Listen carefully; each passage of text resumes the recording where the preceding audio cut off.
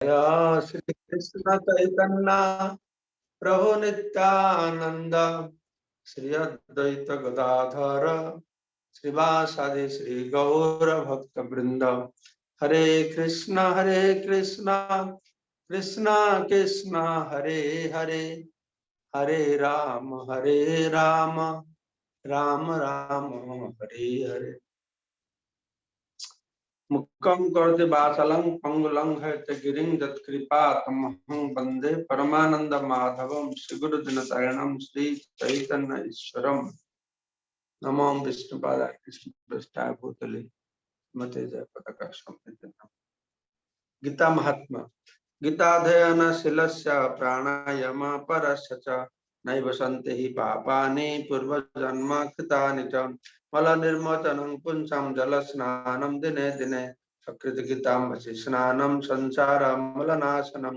गीतासु गीता कर्तव्या किमनयि शास्त्रविस्तरै या स्वयं पद्मनाभस्य मुखपद्माद् विनिसृता भारतामृत सर्वस्वं विष्णुभक्ताद् गीता गंगोदका पुनर्जन्म न विद्यते सर्वोपनिषद गाव दुग्धा गोपानंदन पार्थवश्च सुतिर्भक्ता दुग्धम गीतामृतम महत् एकम शास्त्रम देवकी पुत्र गीतम एक देव देवकी पुत्र एव एक मंत्रस्तस्य नमानि जानि कर्मापेक्षं तस्य देवस्य सेवा। हरे कृष्ण कृष्ण कृष्ण हरे हरे, हरे राम राम राम हरे हरे। तो गतकाल के আমরা 3 নম্বর শ্লোক সপ্তম অধ্যায় 3 নম্বর শ্লোকে তো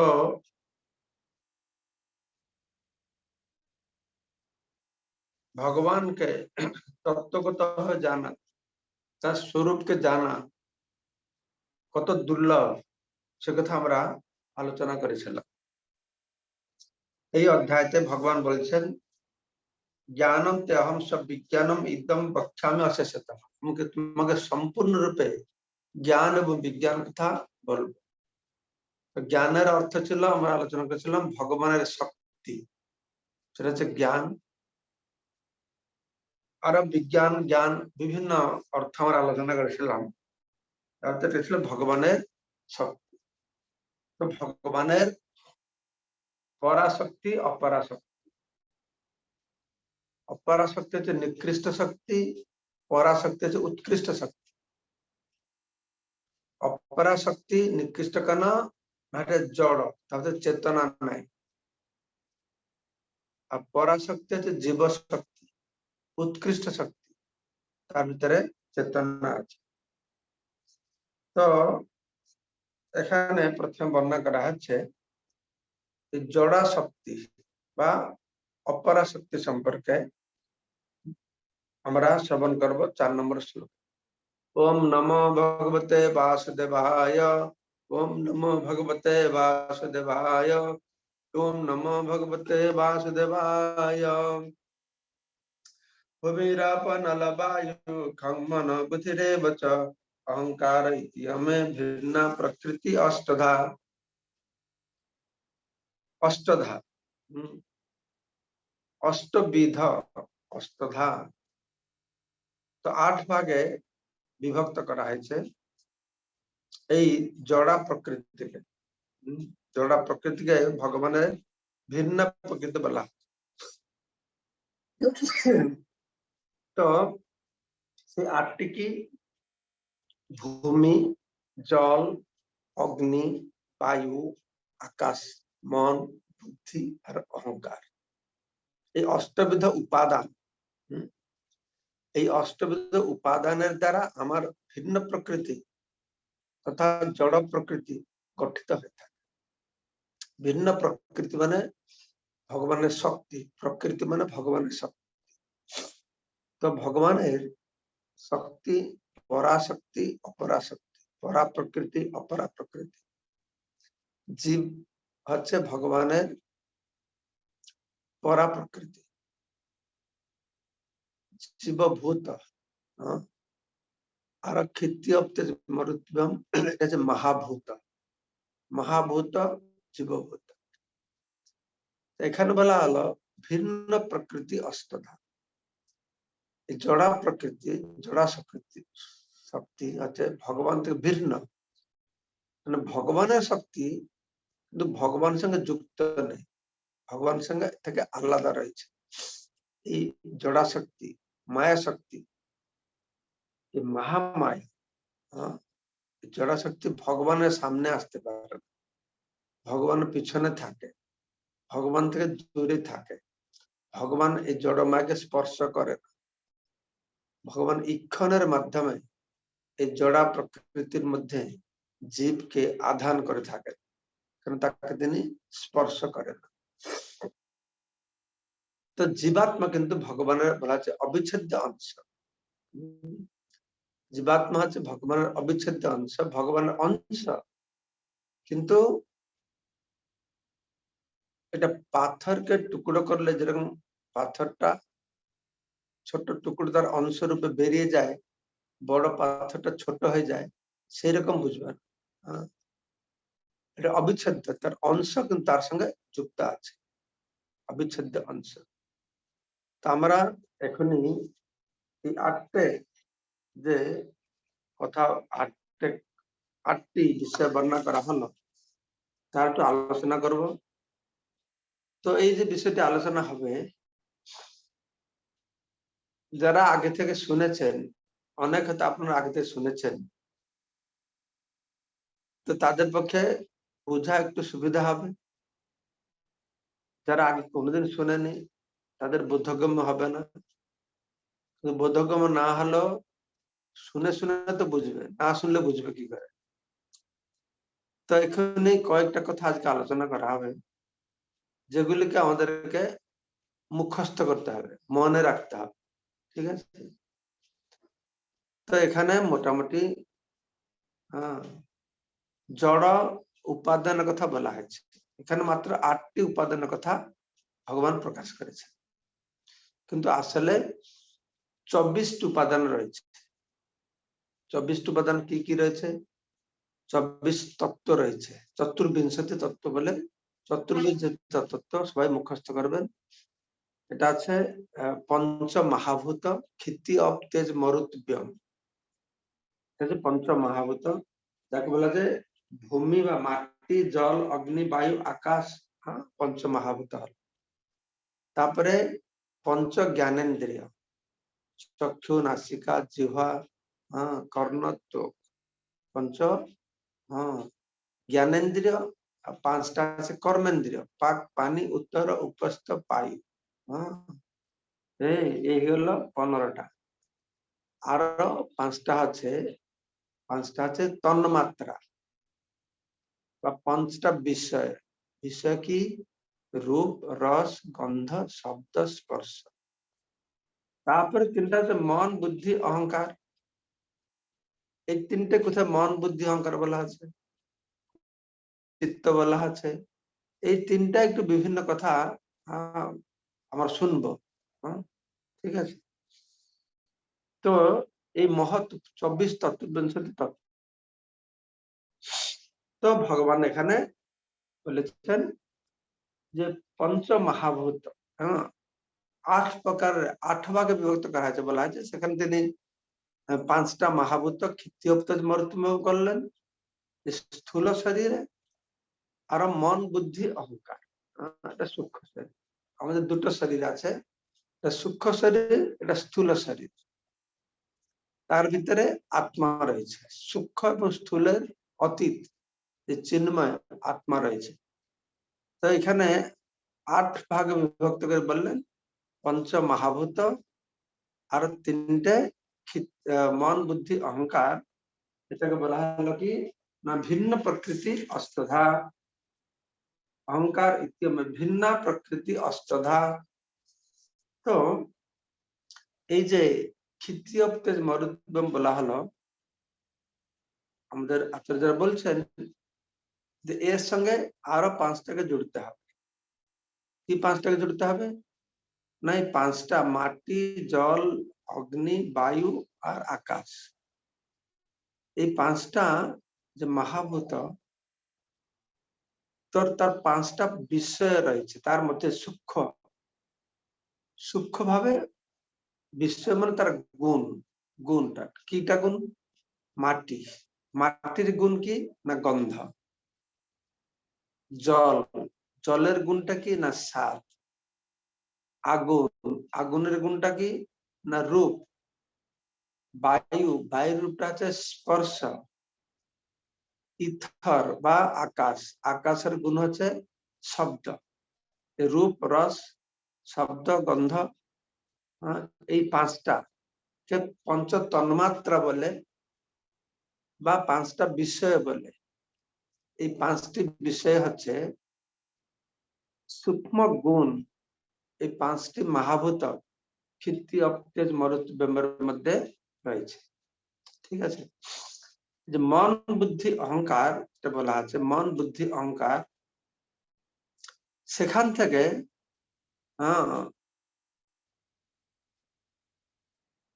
মন বুদ্ধি অহংকারের সঙ্গে 10টা ইন্দ্রিয় আর মহত্তত্ত্বের কথা আসছে।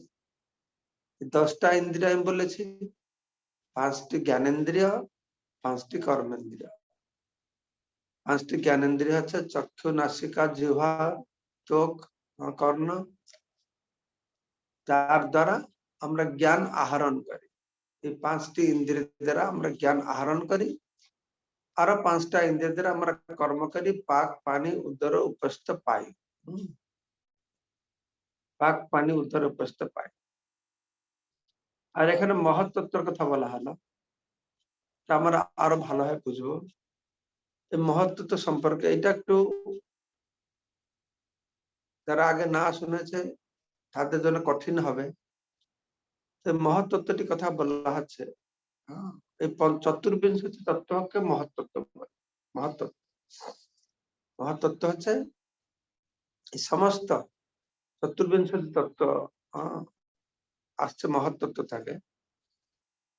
সবকিছু উপাদান যার মধ্যে থাকে, যখন সৃষ্টি থাকে না এবং সমস্ত জড় উপাদানগুলি সূক্ষ্ম রূপে অবস্থান করে, তাকে বলে সূক্ষ্ম প্রকৃতি। এই প্রকৃতি সূক্ষ্ম রূপে থাকে, তাকে বলে প্রধান। প্রধান থেকে এই মহত্তত্ত্ব প্রকাশিত হয়। মহত্তত্ত্ব থেকে অহংকার তত্ত্ব প্রকাশিত হয়। অহংকার তত্ত্ব 3 প্রকার: সাত্বিক অহংকার, রাজসিক অহংকার আর তামসিক অহংকার।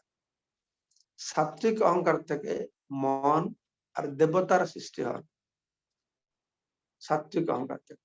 সেরকম রাজসিক অহংকার থেকে আমার ঠিক মনে নেই, এই যে মোটামুটি ক্ষিতি, অপ্তেজ, মরুতি, ব্যোম, পঞ্চ তন্মাত্রা, বিষয়, এগুলি সব এই অহংকার তত্ত্ব থেকে প্রকাশিত। ঠিক আছে, তো এটা হয়ে গেল।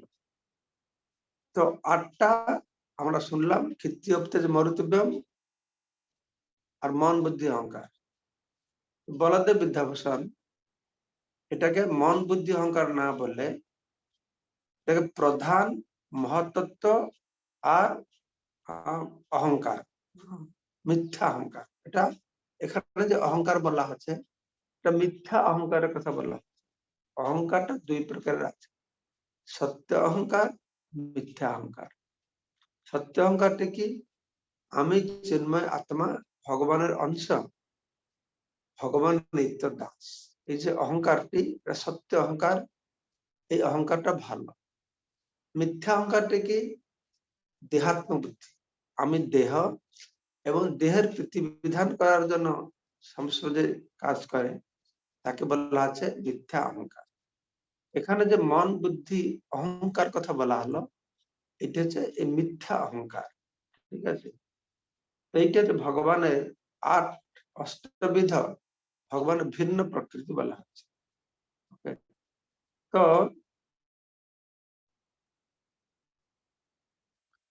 ভগবান সম্পর্কে, ভগবানকে আমি ভক্তি করব, ভগবানকে ভক্তি করব যে তার ভগবান সম্পর্কে জ্ঞান থাকা দরকার। ভগবান সম্পর্কে জ্ঞান থাকলে ভগবান প্রতি ভক্তি আর দৃঢ় হবে। তো জ্ঞানটি কিরকম থাকবে না, ভগবানের শক্তি সম্পর্কে, তার বিভূতি সম্পর্কে, তার মহিমা সম্পর্কে যতটা আমরা জানবো তার প্রতি শ্রদ্ধা, বিশ্বাস, নিষ্ঠা, ভক্তি সব বাড়বে।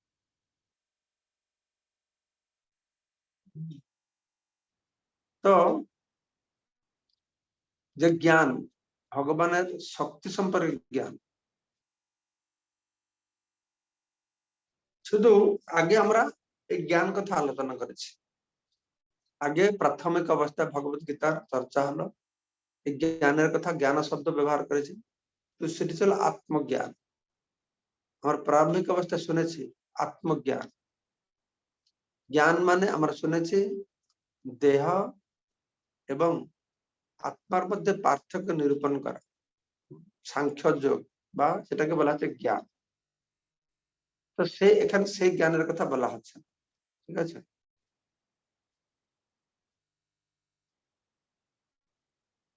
একটা আত্মজ্ঞান আমরা বলেছি, দেহ থেকে আত্মা ভিন্ন, এটা এখানে সেই জ্ঞানের কথা বলা আছে।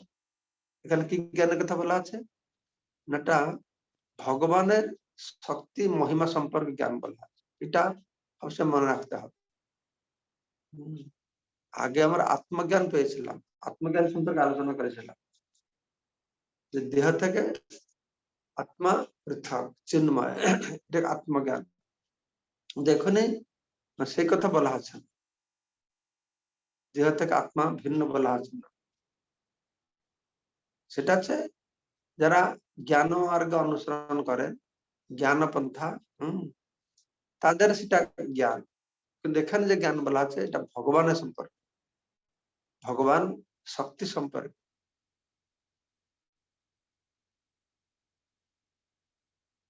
এই দুটো শ্লোকে ভগবান দুই প্রকারের শক্তি, পরাশক্তি আর অপরাশক্তি। এই শ্লোকে প্রথম, এই শ্লোকে 5 নম্বর না 4 নম্বর শ্লোকে অপরাশক্তির কথা বর্ণনা করছে, জড়া শক্তির কথা বর্ণনা করছে।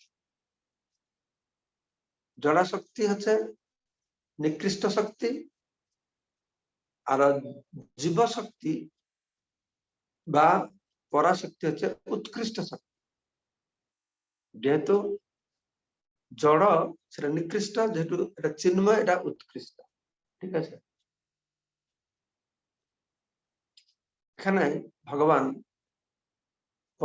পঞ্চ মহাভূতের কথা বর্ণনা করেছে। ক্ষিত্যপ্তেজ মরুতিব্যম, স্থূল স্থূল উপাদান, স্থূল উপাদান ক্ষিত্যপ্তেজ মরুতিব্যম। তারপর আছে এই স্থূল উপাদান রয়েছে ক্ষিত্যপ্তেজ মরুতিব্যম, তার সূক্ষ্ম স্বভাবটি কি রয়েছে, তার সূক্ষ্ম স্বভাবটি রয়েছে তার জড় বিষয়, জড় বস্তু আর জড় বিষয়। বস্তু হচ্ছে ক্ষিত্যপ্তেজ মরুতিব্যম, আর বিষয় কি রূপ রস গন্ধ শব্দ স্পর্শ। এই 5টা বস্তুর মধ্যে যে গুণ রয়েছে তাকে বলা আছে জড় বিষয়। তো যখন ভগবান ক্ষিত্যপ্তেজ মরুতিব্যম কথা বলছেন তখন বুঝে নিতে হবে তার সঙ্গে সঙ্গে রূপ রস গন্ধ শব্দ স্পর্শ কথা বলা হয়েছে, ঠিক আছে। আর এখানে অহংকারের কথা বলা হয়, মন বুদ্ধি আর অহংকার। এই অহংকার থেকে 10টি ইন্দ্রিয়ের প্রকাশ হয়। অহংকারের কথা বলা আছে 10 ইন্দ্রিয়কে তার সঙ্গে ইনক্লুড করতে হবে। 5টা জ্ঞানেন্দ্রিয়, 5টা কর্মেন্দ্রিয়, যে ইন্দ্রিয়গুলো তৈজস অহংকার বা রাজসিক অহংকারকে তৈজস অহংকার বলা হয়। রাজসিক অহংকার তামসিক অহংকার থেকে এই যে 10টে ইন্দ্রিয় উদ্ভব হয়, আর মহত্তত্ব তার সঙ্গে জুড়তে হবে। মহত্তত্ব, তো মন আর বুদ্ধি, এখানে বলা হচ্ছে কি খং মন বুদ্ধিরে বচা, মন বুদ্ধি। এই মন বুদ্ধি কে একটু আলাদা করে বলা হলো এই জন্য, অহংকার ইতিহামে অহংকার থেকে তো 10টা ইন্দ্রিয় উৎপন্ন হলো। আর মন বুদ্ধি অহংকার কেন বলা হলো না, মন আর বুদ্ধি এর একটু গুরুত্বটা বেশি। মন বুদ্ধির গুরুত্বটা বেশি। দেখো, মন বুদ্ধি অহংকারকে সূক্ষ্ম বলা হচ্ছে, কিন্তু আসলে আমরা প্রথম থেকে যদি দেখি উপাদানগুলি, এগুলো স্থূল থেকে সূক্ষ্ম, সূক্ষ্মতর সূক্ষ্ম হয়ে যাচ্ছে। কিরকম? মাটি, মাটিটা পুরো স্থূল এবং শক্ত, তারপর আসলো জল, সেটা পাতলা হলো, তারপর আসলো অগ্নি, আরো সূক্ষ্ম হয়ে গেল, দেখতে পারবে। তারপর অগ্নি থেকে বায়ুটা আরো সূক্ষ্ম হয়ে গেল, বায়ু থেকে আকাশটা আরো সূক্ষ্ম হয়ে গেল। কিন্তু এগুলোকে স্থূল উপাদান রূপে কাউন্টিং করা আছে। কিন্তু আকাশ থেকে আরো সূক্ষ্ম কি? মন। মন থেকে আরো সূক্ষ্ম কি? না বুদ্ধি। আর আত্মাটা কি? আত্মাটা হচ্ছে স্থূল বস্তু, সূক্ষ্ম বস্তুর অতীত আছে আত্মা। তো আত্মাটা এই ভৌতিক শরীরের মধ্যে যুক্ত হয়ে গেল, স্থূল এবং সূক্ষ্ম উপাদান বিশিষ্ট এই ভৌতিক শরীরের সঙ্গে যুক্ত হল। কি করে যুক্ত হতে পারে? আত্মা এই ভৌতিক শরীরের সঙ্গে যুক্ত হয়ে কাজ করতে পারে কিভাবে? আমি শুনেছি প্রভুপাদ বলেছেন, বুদ্ধি, বুদ্ধি হচ্ছে ব্রিজ বা সেতু, যেটা বুদ্ধিটা অত সূক্ষ্ম, সেটা প্রায় আত্মার কাছাকাছি। সেই জন্য এই বুদ্ধিটা চিন্ময় আত্মা আর জড় শরীরের মধ্যে একটা ব্রিজ, সংযোগ স্থাপন করছে, এটাকে আমি শুনেছি। তো এখানে বর্ণনা করে বলা হচ্ছে যে ভগবানের যে স্বরূপ, তাকে বর্ণনা করা হবে যে ভগবানের স্বরূপ, ভগবান থেকে সবকিছু আসছে, এটা তো লক্ষ্য। যে ভগবান থেকে সবকিছু আসছে, কোনো কিছু ভগবান থেকে আলাদা হতে পারে না। ভগবান থেকে আলাদা হয় কোনো কিছু অস্তিত্ব নেই। মা ইয়া এটা নয়, মা মানে নয়, ইয়া মানে এটা, কোনটা নয় না, যেটা ভগবান সঙ্গে যুক্ত নেই সেটা নয়, তার কোনো অস্তিত্ব নেই। ঠিক আছে? তো ভগবানের, তিনি যে সবকিছুর উৎস, তাই তার কাছে সবকিছু আসছে। অহম সর্বস্ব মত্ত সর্বম প্রবর্ততে, আমার কাছ থেকে সবকিছু আসছে, আমি সবকিছুর উৎস। তো সেই প্রসঙ্গে তার যে পরা অপরা শক্তি, উৎকৃষ্ট নিষ্কৃষ্ট শক্তি, জড়া চিন্ময় শক্তি, সেটা বর্ণনা করা আছে। তো এই প্রকৃতিকে আমি প্রথমে বলেছিলাম চতুর্বিংশতি তত্ত্ব, 24 ভাগে বিভক্ত করা হয়েছে। তো সেই 24টাকে এখানে 8 ভাগে বর্ণনা করা হয়েছে। ঠিক আছে? যেরকম ক্ষিতীয়প্তে মর্তব্যম বলেছেন, কিন্তু তার গুণগুলি রূপ রস গন্ধ শব্দ স্পর্শ বলা হয় না, কিন্তু আমাদের বুঝে নিতে হবে। এখানে 24টা উপাদানের কথা বর্ণনা করা হয়েছে। তো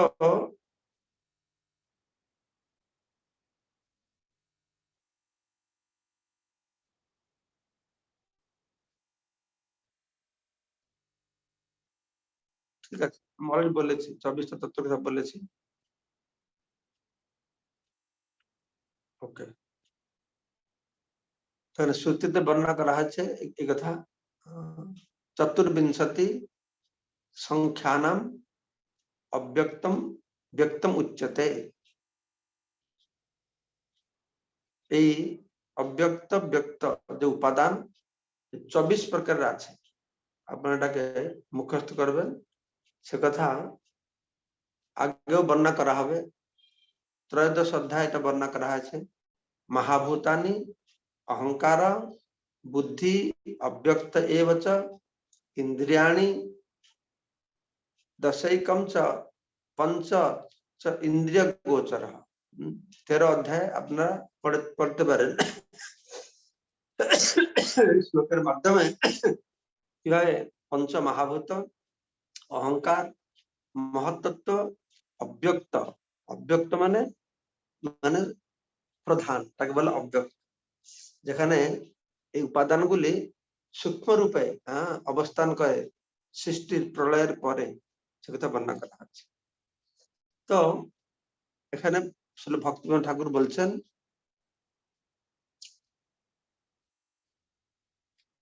যে আমার স্বরূপকে জানা এবং আমার ঐশ্বর্যকে জানা বলা হচ্ছে ভগবত জ্ঞান। আত্মজ্ঞান হচ্ছে আত্মা এই দেহ নয় চিন্ময় জানা আত্মজ্ঞান। আর সঙ্গে সঙ্গে আত্মজ্ঞান মানে এই আত্মা হচ্ছে ভগবানের অংশ আত্মজ্ঞান। তো ভগবত জ্ঞানটি কি না ভগবান ভগবত জ্ঞান হচ্ছে ভগবানের স্বরূপকে জানা এবং ভগবানের ঐশ্বর্যকে জানা। তো ভগবান কৃষ্ণ এখানে বলছেন যে আমি আমার স্বরূপে অবস্থান করছি, আমার শক্তি পূর্ণমাত্রা সমস্ত শক্তি আমার মধ্যে রয়েছে। ভগবান আছেন অসমর্থ, তার সমান কেউ নেই, তার ঊর্ধ্বে কেউ নেই। তো ভগবান যে ব্রহ্ম জ্যোতি সেটাও ভগবানের একটা শক্তি, নির্বিশেষ সবিশেষ আর নির্বিশেষ নির্বিশেষ শক্তি। সেই নিরাকার ব্রহ্ম, তার কোনো রূপ নেই। পরমাত্মা এটা আছে আংশিক রূপ আছে, সেটাও ভগবানের একটা প্রকাশ স্বরূপ। আসলে এই যে পরমাত্মা অনেক পরমাত্মাকে মানে, ভগবান স্বরূপকে মানে। তাই দেখবেন গীতা প্রেস থেকে যত বই আছে বেরোবে সেখানে ওম নমঃ ভগবতে বাসুদেবায় বলবে, ওরা বলে ওম পরমাত্মনে নমঃ। তো ওরা মনে করে যে পরমাত্মাই ইম্পর্টেন্ট, কৃষ্ণ ইম্পর্টেন্ট না, কৃষ্ণের মধ্যে পরমাত্মা আছে। কিন্তু আসল তত্ত্বটি সেটা নয়। এই যে ভগবানের যে পরমাত্মা স্বরূপটা, এটা ভগবানের নিত্য স্বরূপ নয়, বা এটা চিন্ময় জগতে পরমাত্মা বলে কোনো জিনিস নেই। সেখানে ভগবান আছে, পরমাত্মা শুধু এই জগতে থাকে। যেহেতু জীবাত্মা ভগবানকে ভুললে এখানে চলে আসে, জীবাত্মাকে ফেরত নেওয়ার জন্য ভগবান তার সঙ্গে সঙ্গে আসেন পরমাত্মা রূপে। ঠিক আছে? এই যে অনিত্য ভৌতিক জগৎ, এই জগতে তিনি আছেন। পরমাত্মার একটা নিত্য স্বরূপ কিছু নেই, প্রকাশিত হয়েছে এই ভৌতিক জগতে বাস। কিন্তু ভগবান নিত্য স্বরূপটি কি না, তার যে রূপ দিব্য চিন্ময় রূপ, এটা ভগবানের নিত্য স্বরূপ। তো সেই ভগবানের তার এই দুটো শক্তি আছে, পরা আর অপরা শক্তি রয়েছে।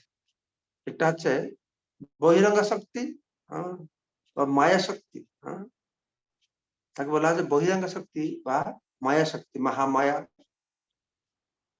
তো এটা হচ্ছে সবকিছু এই ভৌতিক জগতের মা, মহামায়া, মায়া মানে মা, এই ভৌতিক জগতের মা, সমস্ত জড় উপাদানের মা। আর এটাকে সেজন্য অপরা শক্তি বলা হয়। এই অপরা শক্তিতে যে বিভিন্ন উপাদানের কথা বলা হয়েছে সেগুলি আপনারা মনে রাখবেন। 5টে স্থূল বস্তু যাকে বলা মহাভূত, কৃত্য মরুতব্যম। তবে তার 5টি গুণ, রূপ রস গন্ধ শব্দ স্পর্শ, 10টা হয়ে গেল। আরো বুঝতে হবে যে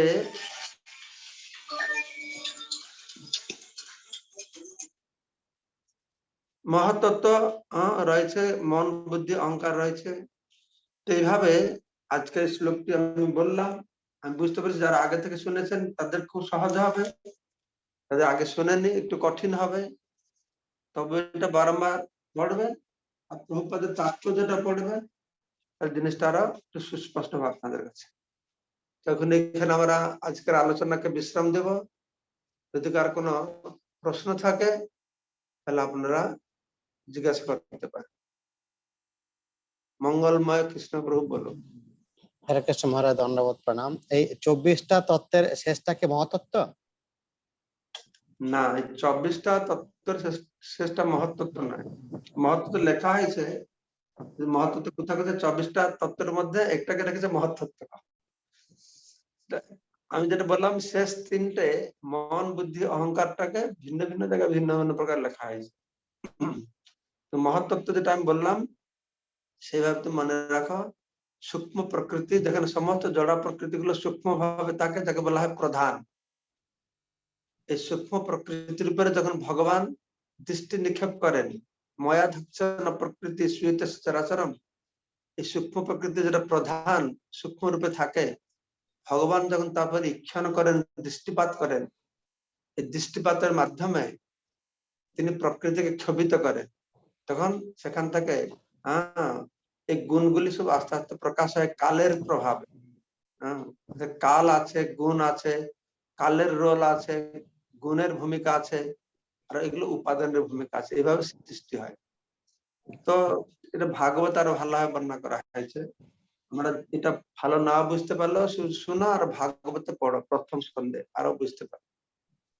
তারপরে রাজা।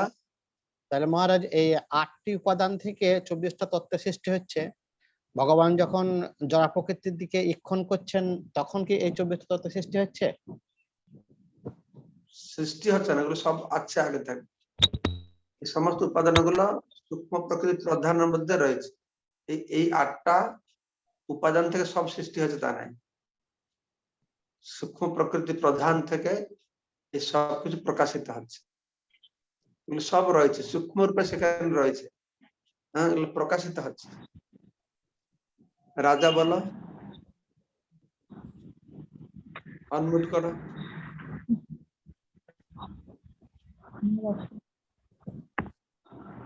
হরে কৃষ্ণ মহারাজ, দণ্ডবোধ প্রণাম।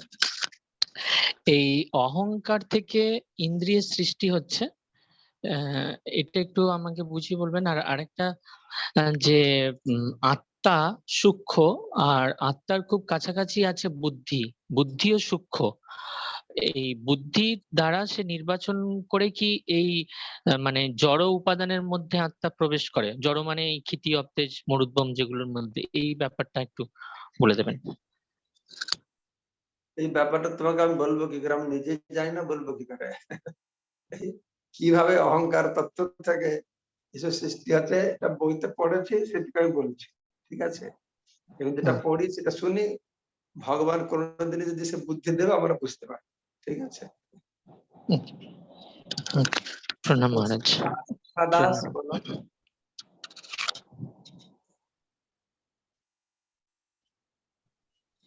শিক্ষা দাস বলুন। হরে কৃষ্ণ মহারাজ, দণ্ডবোধ প্রণাম। মহারাজ এখানে যে মানে মহত্তত্ত্বটার কথা বলা হয়েছে, যে মহত্তত্ত্ব এই যে মানে 20টা তো পাঁচটি করে রূপ, মানে 5টি কর্মেন্দ্র, 5টি জ্ঞানেন্দ্র, 5টি তন্মাত্র, 5টি এই 5টি 20টা, 4টা তো মন বুদ্ধি অহংকার, আর মহত্তত্ত্ব বলেন যেটা 24টা। মহত্তত্ত্ব 24টাকে নিয়ে মহত্তত্ত্ব বলছে, বুঝতে পারছো? মানে 24টাকে বলে মহত্তত্ত্ব। হ্যাঁ, চতুর্বিংশতি তত্ত্ব বা মহত্তত্ত্ব। তাহলে এই লাস্টেরটা কি হবে? মানে 5টা 20টা তে মন বুদ্ধি অহংকার, তাহলে মন বুদ্ধি অহংকার হলো। ও আরেকটা কি, আচ্ছা আচ্ছা, আরেকটা কোথায় কোথায় চিত্ত লেখা আছে, চিত্ত লেখা আছে, কোথায় আবার মহত্তত্ত্ব লেখা আছে, এরকম চতুর্বিংশতি তত্ত্ব। সেটা একটু কনফিউজ হয়েছে, সেই এরিয়াটা আমি নিজেই ভালো করে ধরতে পারি না, কারণ বিভিন্ন জায়গায় বিভিন্ন রকম কথা বলা আছে। মানে তাহলে এই 24টা তত্ত্বকেই বলা হয় মহত্তত্ত্ব। হ্যাঁ, মহারাজ অনেক ধন্যবাদ, ধন্যবাদ পেলাম। সমস্ত জড় উপাদানগুলো তাকে বলা হয় মহাতত্ত্ব। এখানে প্রভুপাদ একটা শ্লোক নারদ পঞ্চাত্র থেকে উদ্ধৃত করে বলছেন, এই জড় জগৎ সৃষ্টির জন্য ভগবান শ্রীকৃষ্ণ তিনি কি করেছেন, নিজেকে 3টে বিষ্ণু রূপে প্রকাশ করেছেন। তার প্রথম বিষ্ণু স্বরূপটি হচ্ছে মহাবিষ্ণু বা কারণোদকশায় বিষ্ণু। এই কারণোদকশায় বিষ্ণু তিনি কি করেছেন, এই যে জড় শক্তি রয়েছে তাকে প্রকাশ করেছেন, তাকে বলা আছে মহত্তত্ত্ব। আর গর্ভোদকশায় বিষ্ণু রূপে তিনি কি করছেন, এই ব্রহ্মাণ্ড মধ্যে প্রবেশ করছেন। আর ক্ষীরোদকশায় বিষ্ণুর মাধ্যমে তিনি পরমাত্মা স্বরূপে সর্বত্র বিদ্যমান থাকছেন, এরকম বর্ণনা করা হয়েছে। ব্রজগোপী রাধিকা দেবী দাস। বিদ্যুৎ চাপ বলবেন একটা অনমিউট আছে। হরে কৃষ্ণ, প্রণাম শ্রীচরণে মহারাজ। শোনা যাচ্ছে মহারাজ?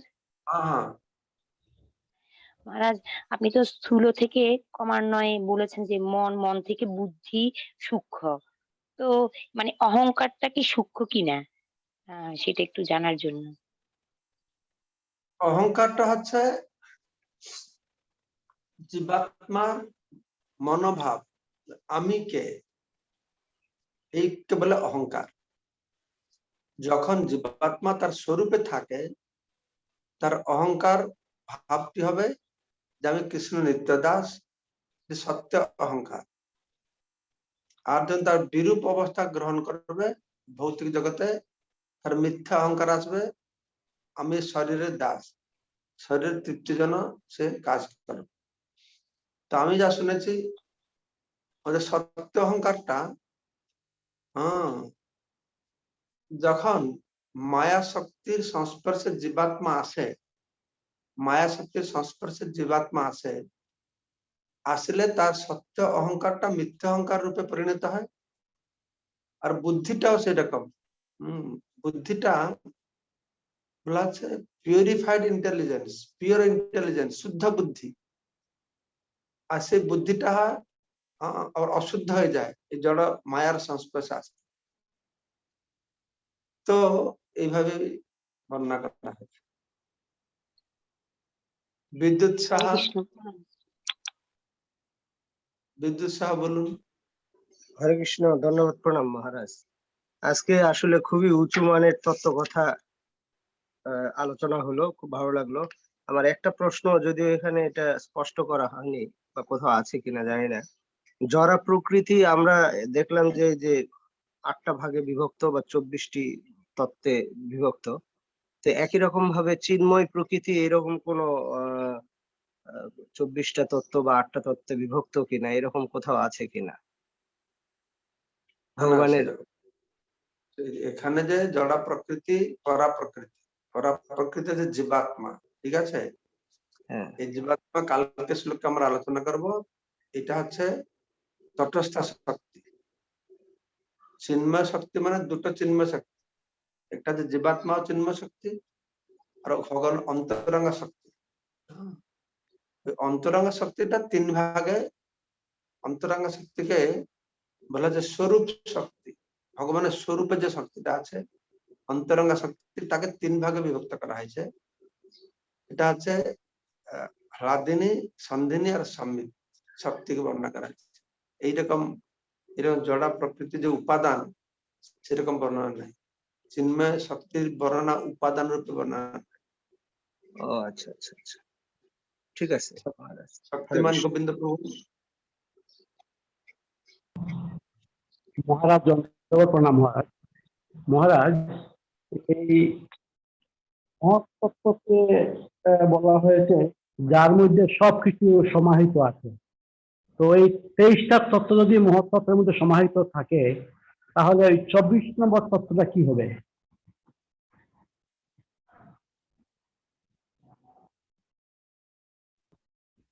মহারাজ আপনার মিউট হয়ে গেছে। হরে কৃষ্ণ।